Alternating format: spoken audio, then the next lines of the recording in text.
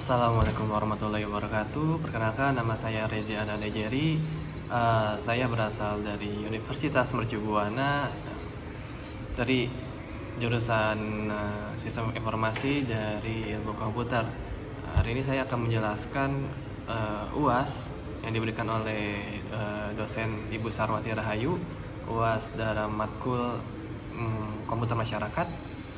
Di sini saya akan menjelaskan atau lebih menjawab soal yang diberikan dari dosen tersebut.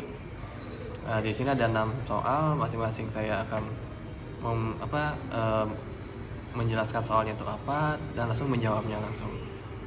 Oke, tanpa berlama-lama, yang pertama soalnya itu sebutkan sifat-sifat dan jenis-jenis hak kekayaan intelektual, jelaskan masing-masing.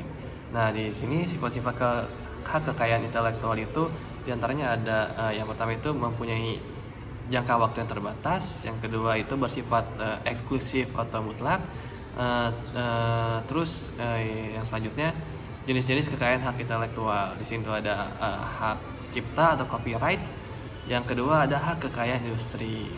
Nah, di sini tuh jenis-jenis hak kekayaan intelektual itu ada juga yang lain kayak paten atau trademark atau merek.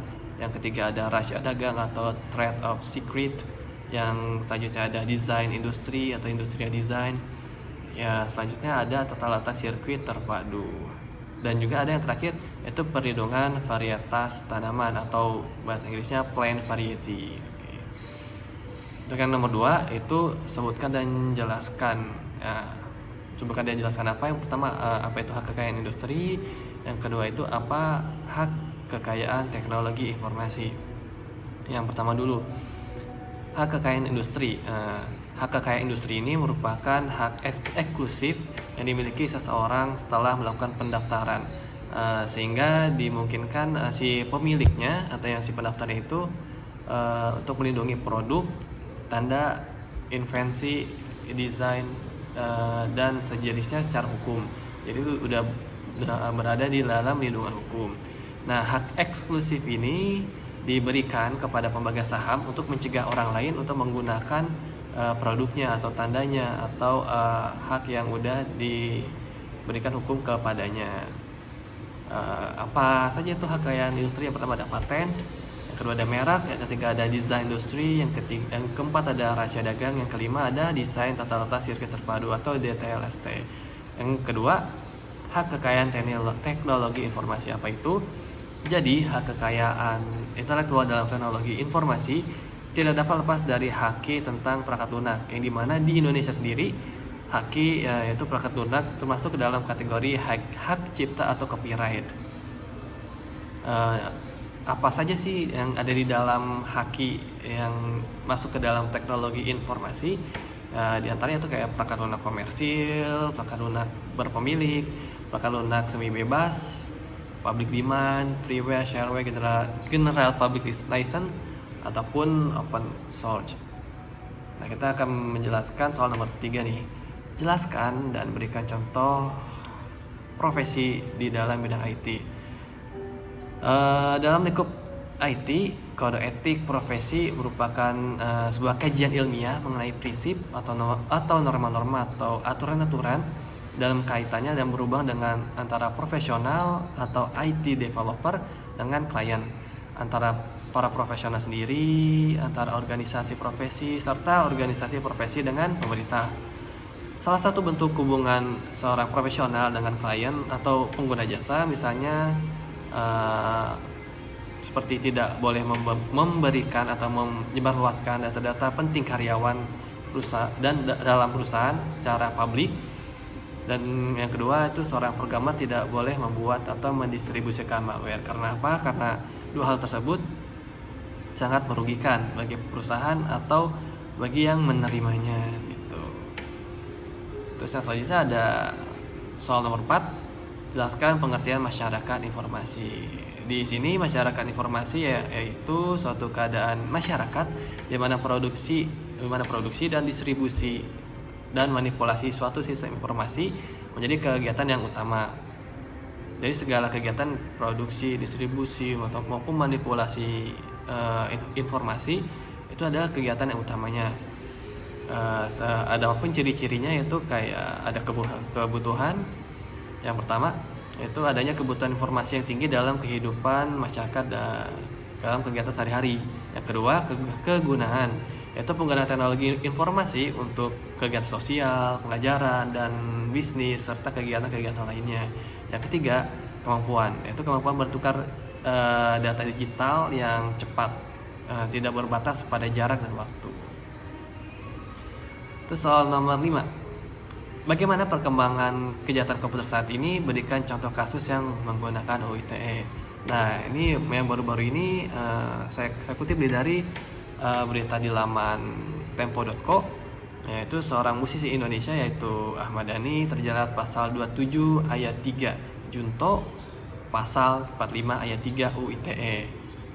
Apa yang dia lakukan yaitu tentang praduga atau dugaan pencemaran nama baik, di mana terdakwa yaitu Ahmad Dhani membuat konten video yang berisi kata idiot yang mungkin dianggap melecehkan nama baik peserta demo di luar hotel tempat terdakwa menginap.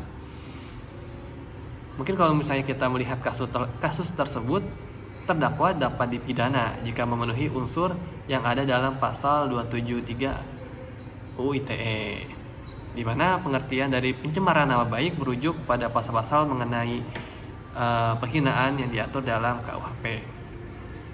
Dalam membuktikan apakah adanya penghinaan atau pencemaran nama baik, konten dan konteks dari suatu informasi dianggap penting untuk dilakukan penelaahan atau penilaian yang nantinya bersifat subjektif karena hanya dapat dinilai oleh orang yang bersangkutan. Oke, yang terakhir nomor 6, soalnya jelaskan secara singkat kegiatan pengabdian masyarakat yang telah kalian lakukan. Oke, tugas tugas besar 2 kemarin saya diberikan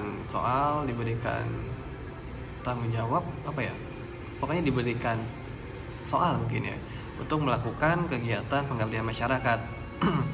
Jadi saya melakukan pengabdian masyarakat dengan judul pelatihan sosial media dalam rangka meningkatkan perekonomian di bidang usaha. Jadi kita tuh kayak membuat sebuah toko secara e-commerce, entah itu di sosial media seperti Instagram, Facebook, atau media sosial yang lain, ataupun melalui kayak e-commerce seperti Shopee, Tokopedia, Lazada, atau yang lainnya atau yang sejenisnya.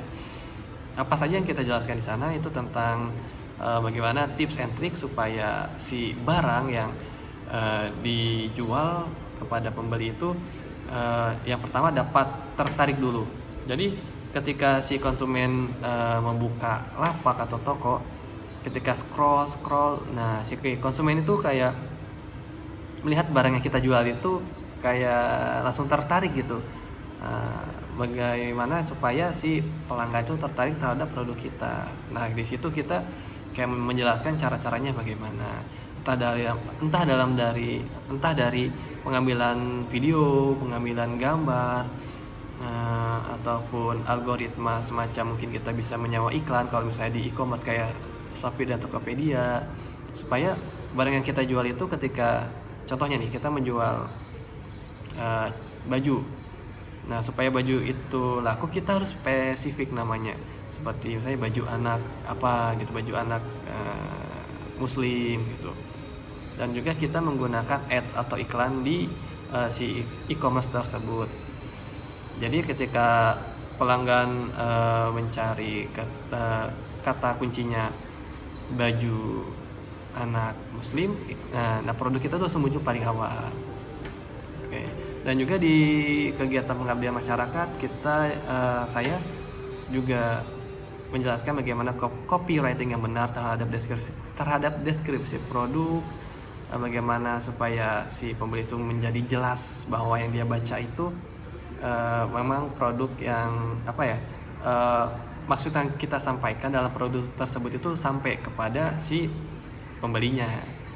Jadi begitu dia langsung baca deskripsi, dia lihat langsung paham bahwa barang yang kita jual itu seperti apa gitu. Jadi tidak menimbulkan pertanyaan yang berkelanjutan. Terus dalam pengabdian masyarakat, kegiatannya itu dilakukan secara seminar atau Zoom meeting ya gitu. Jadi kita udah menentukan segmen masyarakat seperti apa yang perlu mengikuti seminar atau kegiatan pengabdian masyarakat. Terus yang terakhir,